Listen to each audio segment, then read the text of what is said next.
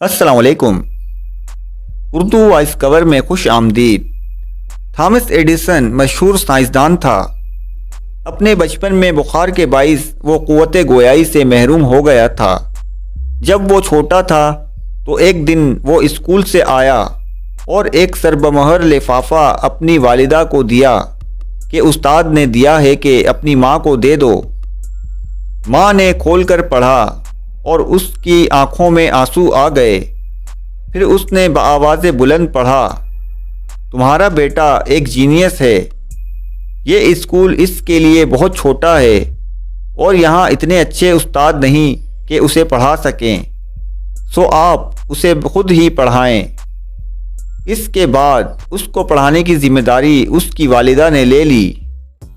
سالوں بعد جب تھامس ایڈیسن ایک سائنسدان کے طور پر مشہور عالم ہو گیا تھا اور اس کی والدہ وفات پا چکی تھی تو وہ اپنے خاندان کے پرانے کاغذات میں کچھ ڈھونڈ رہا تھا کہ اسے وہی خط ملا۔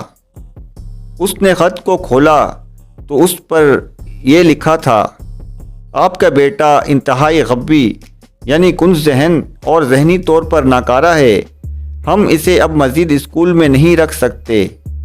اسی دن ایڈیسن نے اپنی ڈائری میں لکھا، تھامس ایلوا ایڈیسن ایک ذہنی ناکارہ بچہ تھا، پر ایک عظیم ماں نے اسے صدی کا سب سے بڑا سائنسدان بنا دیا۔